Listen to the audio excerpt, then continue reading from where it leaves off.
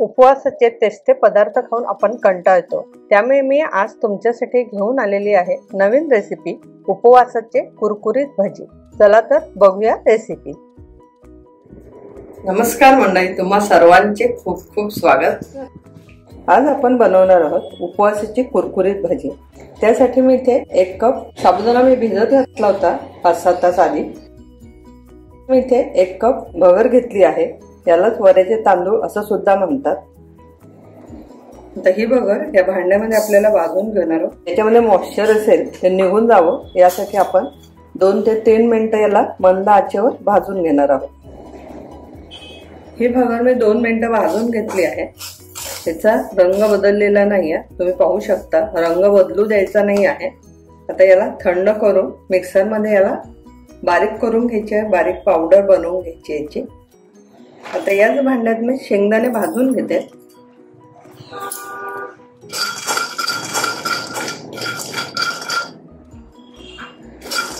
इथे तुम्ही पाहू शकता शेंगदाणे भाजून झाले आहे।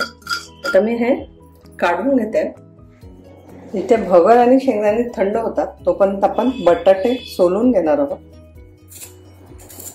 याला सोलून धुवून छान किसून घ्यायचे आहे। इथे मी मीडियम आकाराचे 2 बटाटे घेतलेले आहेत, त्याला सोलून घेतले आणि धुवून घेतले। आता याला किसून घेते।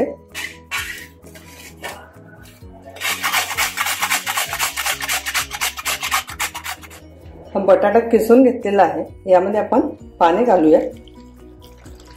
पाणी घालून ठेवल्यामुळे बटाटे काळे पडत नाही, त्यामुळे आपण याला पाणी घालून ठेवलेलं आहे। हे भगर आपण मिक्सर मध्ये छान बारीक दळून घेतलेली आहे, छान बारीक अशी पावडर बनवून घ्यायची आहे। आता हे एका बाउल मध्ये आपण ओतून घेऊ। इथे बटाट्याचा किस आपण करून घेतलेला आहे, त्यामध्ये पाणी घातलं होतं, तुम्ही पाहू शकता। इथे पाण्यावर फेस आलेला आहे। बटाट्यामध्ये स्टार्च असतो, आपल्याला हा स्टार्च काढून घ्यायचा आहे। हे बटाट्याचं पाणी आपण फेकून देणार आहे। आता यामध्ये आपण दुसरं पाणी घालूया। हा बटाटा आपल्याला बटाट्याचा किस पिळून घ्यायचा आहे, त्यातलं पाणी काढून घ्यायचं आहे। ते आपण या पिठामध्ये घालणार आहे। तर यामध्ये 1 कप साबुदाणा मी भिजत घातला होता 5-7 तास आधी, भिजवून घ्यायचा आहे आणि हा साबुदाणा यामध्ये घालणार आहे। अर्धा कप शेंगदाणे भाजून बारीक करून घेतले ते घालूया। इथे मी 2 हिरव्या मिरच्या बारीक कट करून घेतलेल्या आहेत, त्या घालणार आहे। तुम्ही तुमच्या आवडीनुसार कमी जास्त घालू शकता। उपवासाला कढीपत्ता जर खात असाल तर त्याचे मी 2-3 पाने हाताने बारीक करून घेतले, ते घालूया।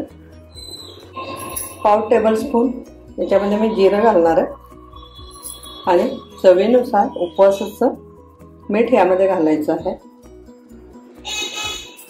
आणि हे मिश्रण छान मिक्स करून घ्यायचं आहे।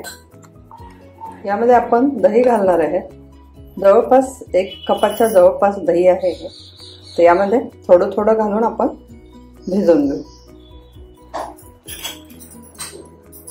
दह्यामुळे या भजीला छान चव येते।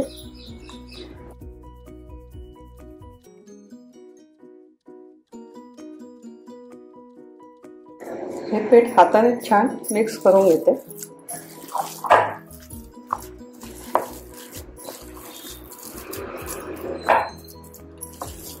आता याला पाहिजे असेल थोडंसं पाणी आपण घालूया।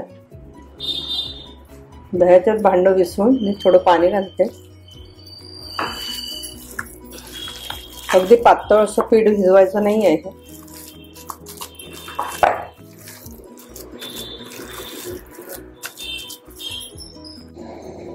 पीठ आपलं भिजवून झालेलं आहे, तुम्ही पाहू शकता।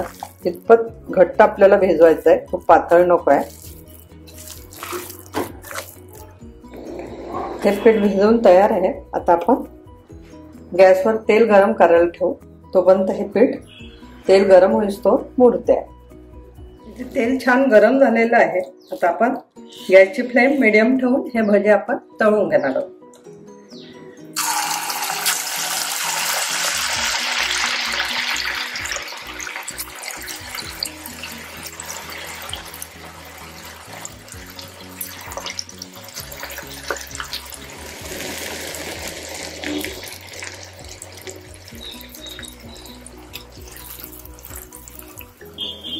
आता याला परतून घेऊ. गुलाबी रंगावर आपल्याला छान खरपूस असे आपल्याला तळून घ्यायचे आहेत.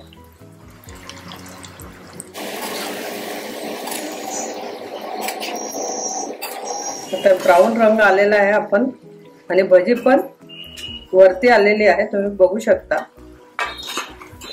तेलामध्ये. जे आपण हे काढून घेणार आहे.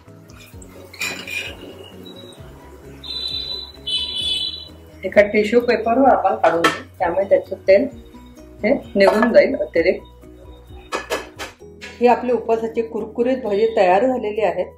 खायला खूप अप्रतिम लागतात. तुम्ही नक्की करून पहा. एक मी माझं भजी दाखवते. अगदी कुरकुरीत झालेले आहे, आतून असे छान सॉफ्ट झालेले आहे. रेसिपी कशी वाटली जरूर कळवा. आवडलं असेल तर लाईक करा, शेअर करा, सबस्क्राईब करायला विसरू नका. परत भेटू पुन्हा अशाच नवीन रेसिपी सोबत. तोपर्यंत धन्यवाद.